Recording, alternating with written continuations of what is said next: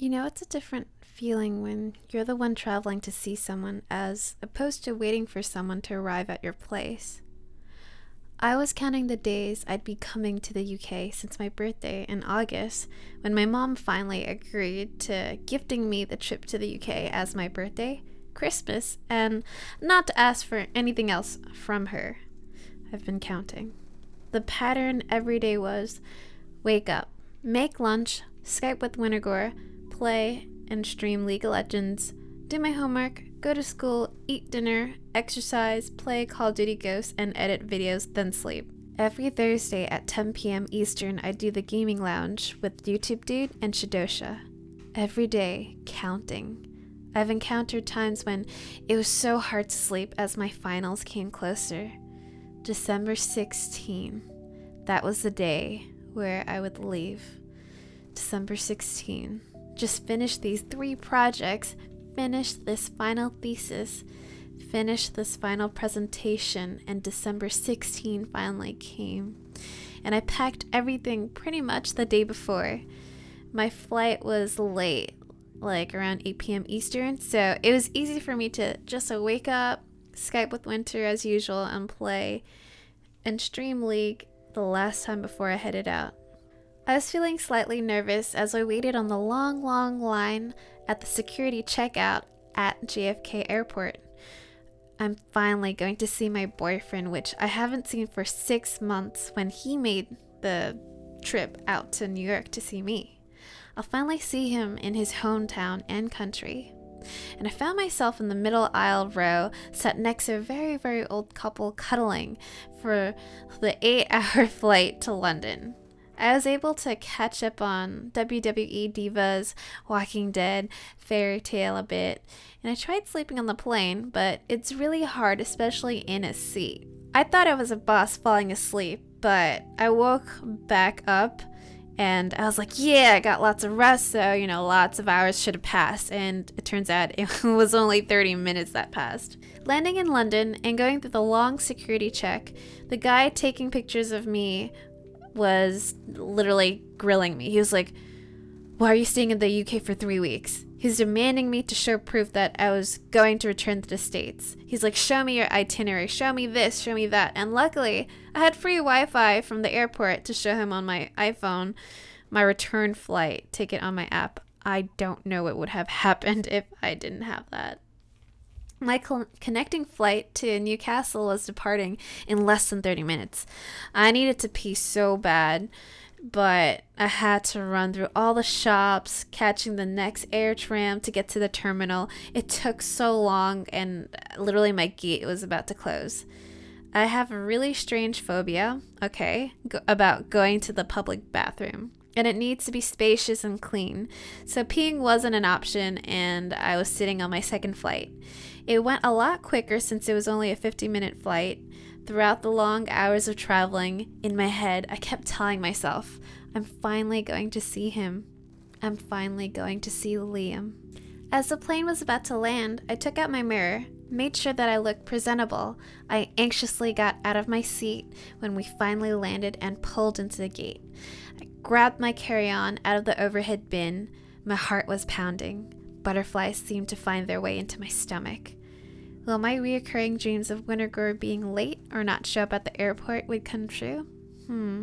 For those of you curious, yes, I did end up finally going to pee when I was waiting for my luggage, okay? It took a while for them to start the conveyor belt, so good thing I went. Luckily, my luggage was one of the early ones to drop down, grabbed it like a boss, and wheeled that luggage to the exit area. My heart skipped a beat, and he wasn't there. I saw people running at their friends or family, the bored people with signs with names still waiting for the person to arrive, and I was like, what the fuck? I didn't have any pounds on me, as in British money. Phone locked up for 1 more year to the US, so my phone wasn't unlocked, so I couldn't use it there. So no phone service to call him. And I was in a place that, it wasn't home, nor was it Kansas. And I hope you guys got that reference towards The Wizard of Oz. But he last texted me that he was going to be there on time.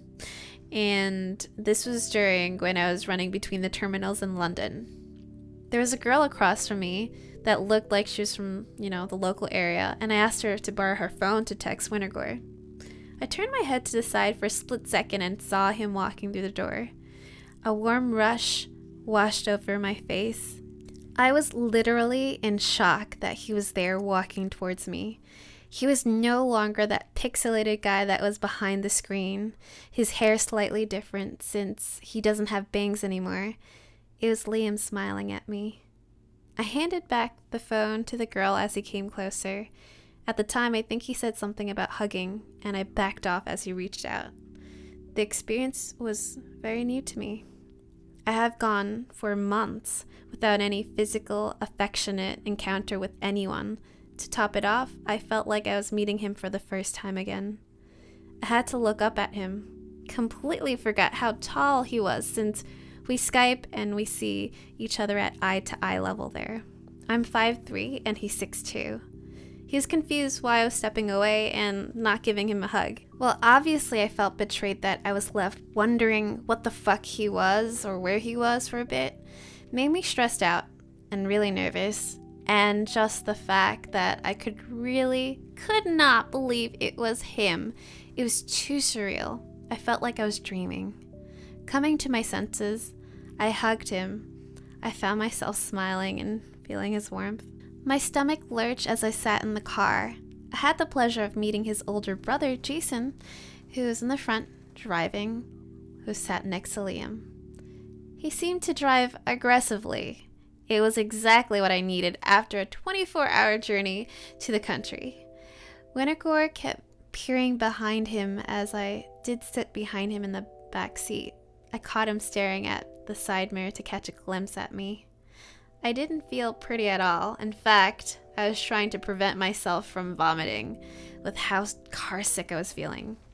Zipping through traffic, the car finally started slowing down as it pulled into a parking space to Tesco's. Even though I was tired at this point, it was still exciting to finally get to step out into one after I was so hyped up this whole time. Stepping out of the car, it was nice to be walking on solid ground again. The doors open. Liam smiled at me as he nervously held my hand and walked ahead of me to lead the way.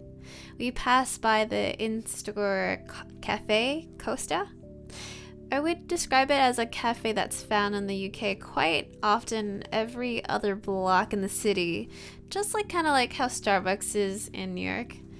We picked up some things to stock the fridge. I remember laughing when Wintergore pulled up a giant stick of Jaffa cakes and bought it. Back in the car again for a quick drive to finally pull up to a neighborhood which could easily resemble any suburban area in America. I walked into his house to be greeted by his nan, aka grandma, and his dad. Pretty overwhelming when you have been traveling for 24 hours. After a small talk with his family, I was able to go visit his room to put away my stuff. It was crazy how all this time I've seen his room via Skype, and now I'm in it. It's a lot more spacious than I thought it would be, since I only see one side of his room all the time. Could totally tell it's a gamer's room with the games on the shelves. The way his computer is set up, the Battlefield mouse pads, tucked away in the corner of his bed was a giant Domokun. Before I could reach for him for a hug, Liam suggested for me to take a bubble bath. That sounded amazing. I soon found myself closing the door behind me, taking off my dirty airplane clothes and soaking myself in the tub. It was so relaxing. I felt so clean again.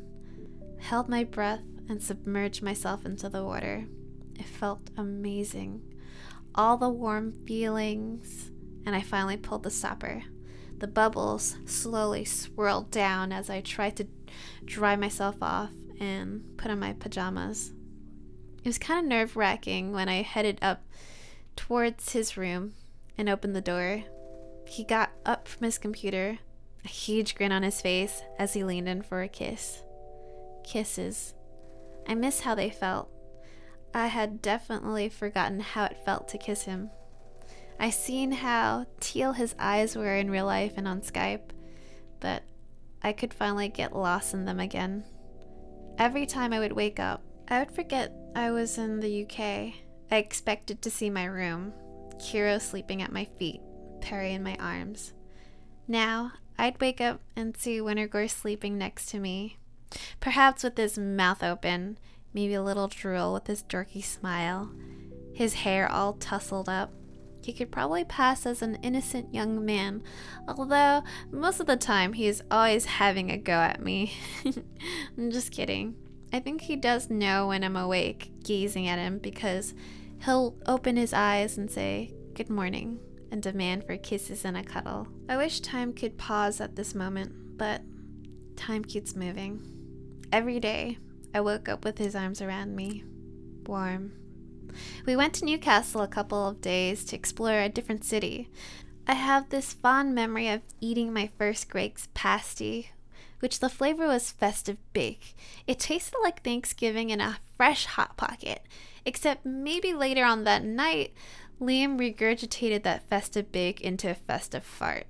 Literally, it smelled like festive bake, but in fart smell.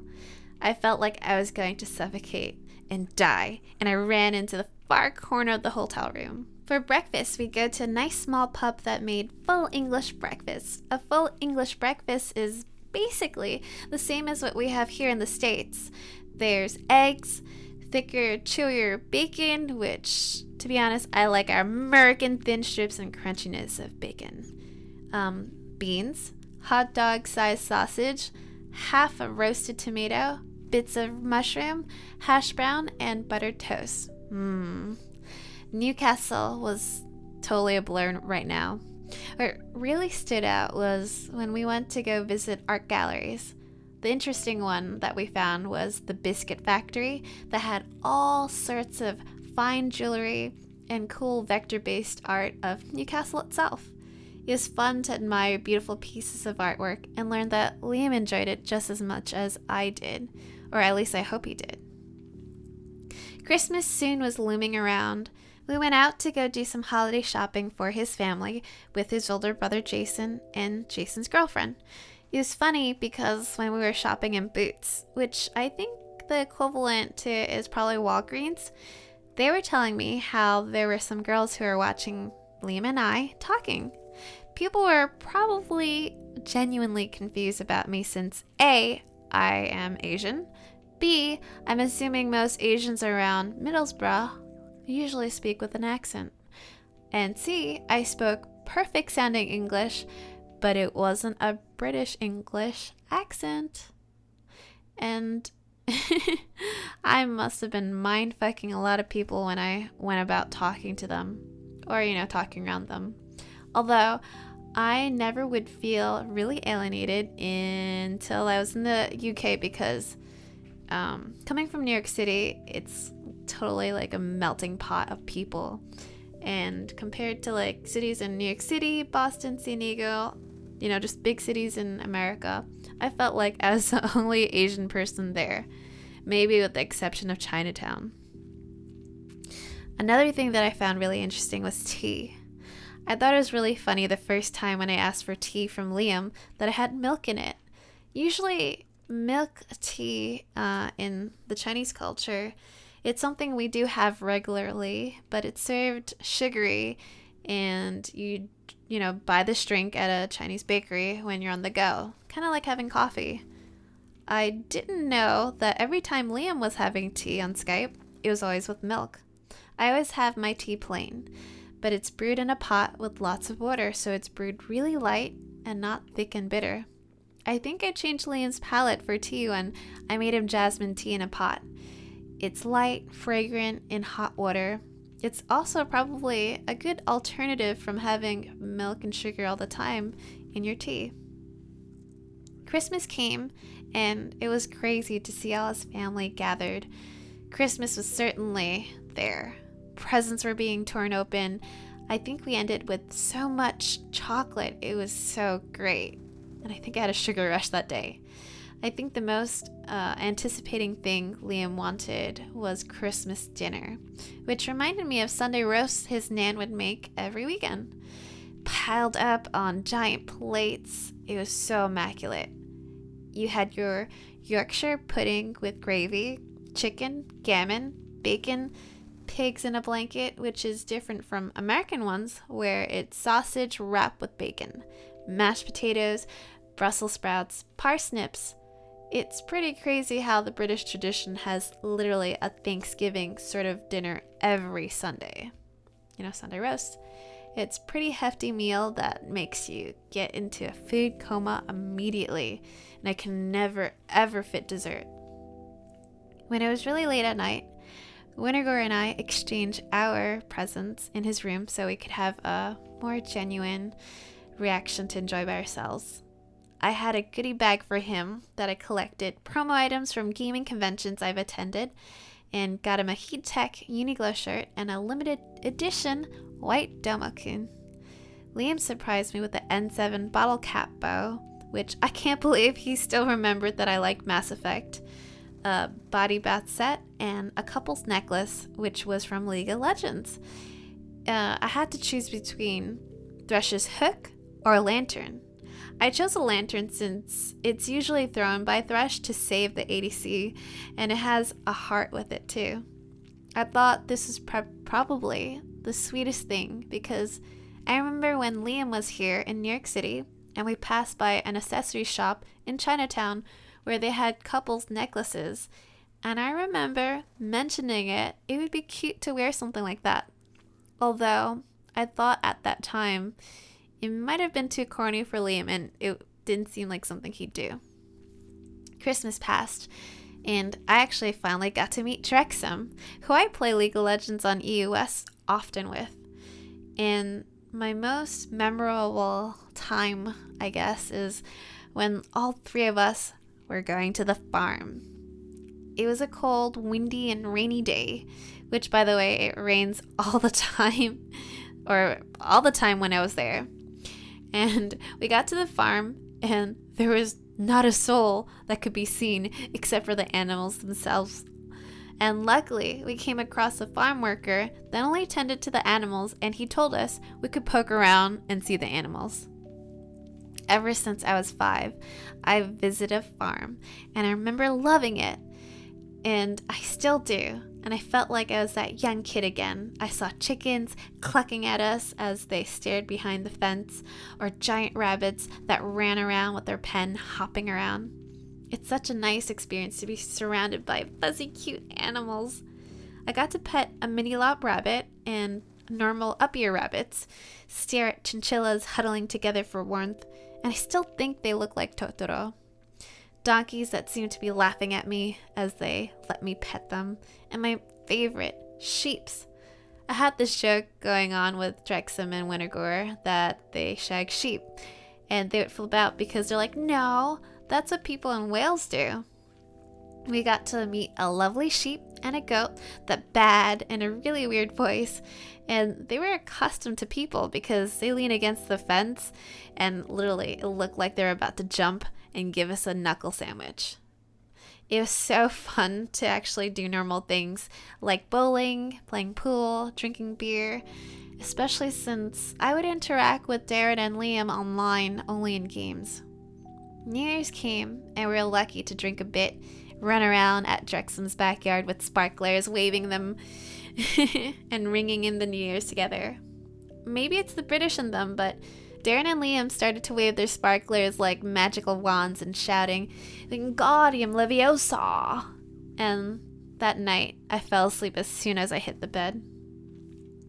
London was our next destination as we left Drexum in Yarmouth. Taking the underground felt like home. It reminded me of the subways in New York City. It was extremely convenient, but a lot more expensive than New York City. It only costs $2.50 for one way anywhere you want in the city. I think in London, it's within a zone, and it was around £7. And £1 equals to $1.60 in USD. So when I was in the UK, I kind of felt poor. The hotel we stayed at was at the Gloucester Road in Zone 1. It was really convenient location because Tesco's Express was there and many cute cafes, a French bakery, food places, and the underground was a block away. And if you guys haven't figured that out, the underground is the subway. I really enjoyed going to the Natural History Museum, the Sacha Gallery for modern current art, and I loved the little French bakery that we went to have all the desserts. Oh, so good. I spent about 3 weeks with Liam in the UK in real life. I think that's kind of crazy because we met in November 2012 and we talked to each other constantly online, playing video games. We'd see each other often virtually, but if you put it into perspective, we've only really spent 6 weeks together in real life in total. Here I was walking in Hyde Park, which was one of the royal parks in London, with my own very Prince Charming. At some point, we were pushing through crowds of people trying to get online to a fair that was happening with lots of rides and carnival games. I could feel my heart sink. I was going home soon, home where I will feel alone again. Back to seeing each other behind screens. I still hadn't told Liam if I loved him or not. He has several times slipped that he has, but only to say he'd take it back because it was too early on to say it. But I knew he loved me, and at some point we were watching a funny comedy show on the TV in the hotel, and he tackled me and told me he loved me accidentally again. He brushed it aside and, I asked him to repeat it. He looked at me slightly frustrated and he huffed. He asked me, why should he have to repeat it since I didn't feel that way? And I asked him again to repeat it. I love you, he said. I finally admitted to him and responded back to him. I love you too. His facial expressions changed as he smiled and blushed at me. And he leaned in to give me an Eskimo kiss, which is when you nuzzle your nose to someone else's nose. Time flew by, and every minute passed as I found myself packing my suitcase and heading out with Liam, helping me drag my luggage down the street to head towards the airport. I felt my heart sink deeper. How are we ever going to keep doing this? Will one of us find a way to move over? We were at the airport sipping on hot chocolate and we're having pasties from Greg's. It was time to head towards my terminal and I felt sick to my stomach. Every step I took felt heavier. We stopped a bit to give our farewell to each other. I was shocked. Wintergore was tearing up when I let go of his hand. And I think he knew that feeling, the feeling how happy we are together, and it'll go away whenever it was time to leave each other's countries and go back to that odd loneliness lull you only get from long distant relationships. It's sort of a limbo.